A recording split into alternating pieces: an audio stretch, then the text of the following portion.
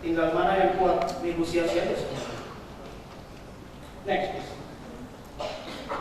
10 most developed countries in Islamic finance based on Global Islamic Finance Development Indicator. Ini yang melaporkan adalah World Islamic Banking Competitiveness Report tahun 2013-2014 yang diterbitkan oleh KEUANGAN dan sering diikut oleh banyak studi, riset, dan juga di beberapa event internasional. Sayangnya Indonesia masih tidak update. Well, some of us might be questioning the methodology of the estimation, but at the end of the day, we are not there yet. What is the key? The key issue over here is regulation. Regulatory clarity is the answer.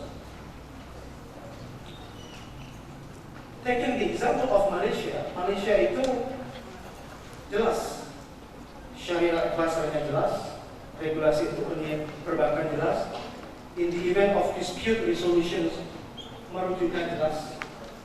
Barangkali kita jelas juga. I don't think I'm in a position to give my judgments on the design of or the profile of our Indonesian regulatory framework. But the key is, as long as we can create a certainty in the regulatory as well as the supervisory framework, it will help a lot, especially for the industry players to understand how to go about creating the product developments as well as innovations that they can offer to the market. Next. Yang terakhir, what I would like to highlight over here is some of the key or recent players in non-Muslim countries that perhaps in the future can influence the shape as well as the direction of Islamic finance industry. Yang pertama adalah Luxembourg. Luxembourg itu kalau buat yang penasaran, kotanya is not even a country. Mungkin dengan kota Madiamalang aja lebih besar kota Madiamalang. Bahkan kantor wali kotanya atau misalnya istilahnya Prime Minister itu tidak ada penjaganya. Di sini aja kalau sepeda motor keluar ya, berarti wassalamualaikum. The next one is United Kingdom. Yes, banyak yang berkoar-koar. The Prime Minister has been publicly announcing that yes, we are committed, but underneath or behind the scene, mereka masih ada struggle. But as compared to other European countries, United Kingdom is still taking the lead. Next. Yang terakhir Dubai. Hongkong saya lewatkan aja karena tinggal. Dubai has the strong ambition to become the hub, not only in Islamic finance, but in a global Islamic economy. They have the money, the royal family or the Sheikh has been committed to developing Islamic economy, not only Islamic finance, so they want to be number one in the industry. Next. Slide selanjutnya, what I'm trying to explain, ini sama, mirip dengan peristiwa yang terjadi di sektor atau industri perbankan.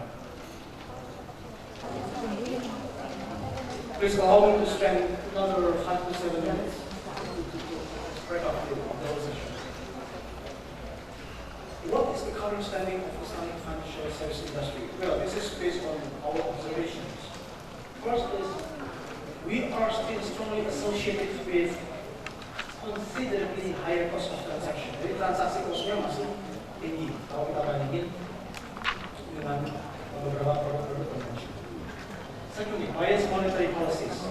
How many Muslim countries that already have so-called Islamic monetary policies in place? Itu yang jadi pertanyaan. Tadi ini PF. Limited options of risk management instruments. This is vast area that requires to be developed even further. Restricted legal and regulatory framework, seperti yang tadi saya contohkan. When it comes to establishment of Islamic finance service industry, that we are talking about banking, capital market, takaful, and non-banking Islamic financial institutions. One way or the other, we have to create some kind of adjustment. Perception about Islamic finance. I would say pembangunan atau development and dissemination of Islamic finance in Indonesia is a lot more ideological as compared to other countries. I think we have to admit that.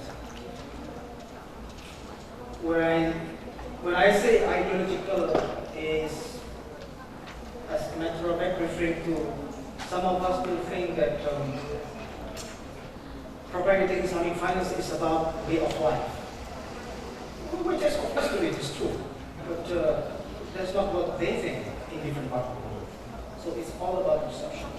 Even when you talk to your clients from Nigeria, for instance, they don't think that Islamic finance is about following or fulfilling the religious principles and limited financial inclusions. And I would be confident enough that this is our potential in terms of limited financial inclusions due to the fact that we have quite vast sectors in microfinance and SMEs. I cannot single out any other example from other jurisdictions, to be honest. Next. So what about the future trends? Expansion to new regions and significant growth to continue. The right performance across segments and consolidation.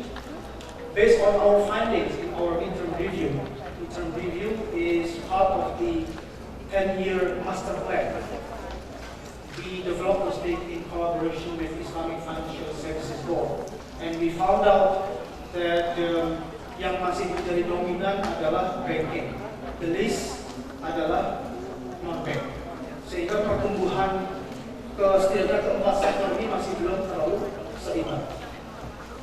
Banking and sukuk still dominate the industry in the future. Steady growth in funds and travel, but size to remain modest. Reorientation towards social objectives and financial inclusions. In fact, the last trend on sukuk was on the SRI, socially responsible investment. Product innovation, standardization, and cooperation across regulatory jurisdictions will be a key challenge and opportunity. Satu hal yang menarik adalah mengenai ide pasporting. Pasporting ini satu ide yang dicetuskan di Global Islamic Economy Summit tahun 2014, whereby one product can be traded across jurisdictions, sehingga semacam memegang paspor saja atau union. This is satu ide yang ditawarkan oleh industry players dalam Global Economy Summit. But within the context of Islamic finance, saya pikir the key issue sebelum pasporting adalah harmonization of fatwa.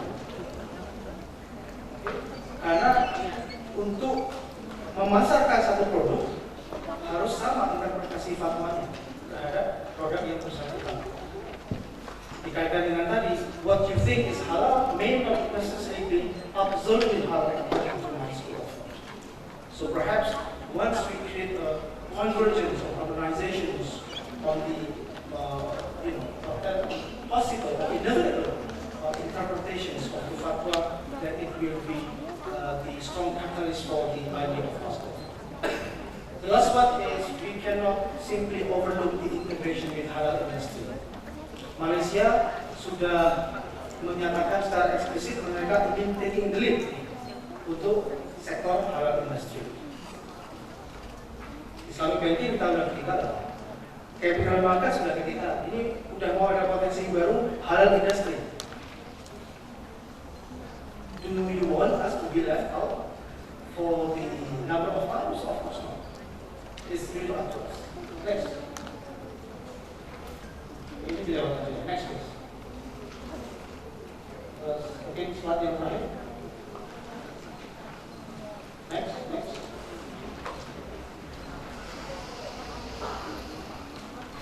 Yeah. So what should we do forward? Promoting equity-based finance and strengthening sector. This is something that we would like to collaborate, especially with the newly established center in Istanbul, World Bank Islamic Finance Center. We want to create an awareness with regard to the linkage between real sector and financial sector. Harmonization of legal regulatory framework and monetary policies across jurisdictions. Next is enhancing financial inclusion.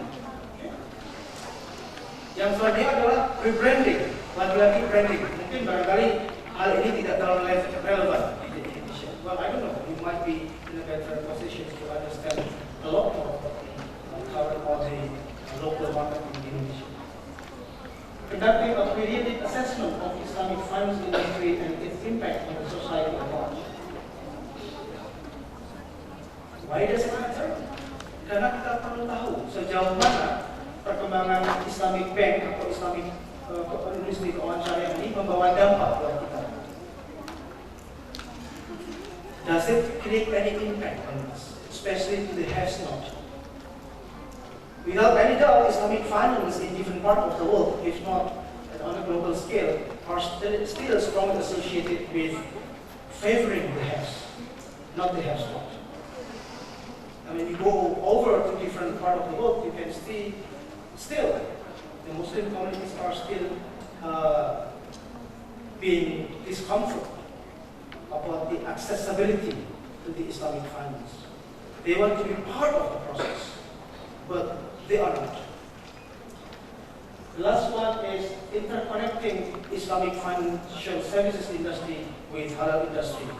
So this is some of the observations that can be highlighted, and thank you for your attention and patience, and I'll be delighted to take some comments, criticisms, as well as questions. Assalamualaikum warahmatullahi wabarakatuh. Thank you very much for Mr. Hilman Izzar for his presentations. First of all, I'm very glad with Dr. Hilman Izzar, because if you go around to the world, you will find Indonesian people working there that has an energy to support the Indonesian economy. We'll pray for them that working in international company. Kasih applause yang besar. Baik, sangat menarik tadi yang disampaikan oleh Dr. Hilman Izzar bahwa IDB punya concern yang sangat besar untuk mensupport tidak hanya untuk negara-negara Islam, tapi juga bagaimana perkembangan pasar keuangan Islam. Kemudian beliau juga menjelaskan bagaimana lesson learned yang bisa dipelajari oleh regulatory framework, for example, to OJK or Financial Services Authority, bagaimana membuat sebuah kebijakan yang memang benar bisa mensupport terhadap perkembangan pasar keuangan. Kemudian saya juga mencatat apa yang disampaikan oleh Dr. Hilman Izzar bahwa certainty atau kepastian itu menjadi sebuah hal yang penting bagaimana pembangunan dalam sektor. Baik, kita ada beberapa sesi pertanyaan, namun karena waktunya sangat terbatas, saya akan membuka satu sesi pertanyaan, satu sesi tanya jawab untuk 3 penanya dari sisi kanan, tengah, dan sisi kiri saya. Baik, you can use English or bahasa ya. Okay, starting from my right side. Any question? Assalamualaikum warahmatullahi wabarakatuh. Nama saya Ahmad Muslim dari Universitas Al-Azhar Indonesia Jakarta. Sebenarnya ini ada Islamic Finance dan Small Enterprises. Di situ ada angka Argentina, Brazil, dan sebagainya. Kemudian ada jumlah enterprise dalam tahun. Kemudian ada total credit gap dalam miliar. Saya nggak ngerti apa maksudnya credit gap. Kemudian akses to finance.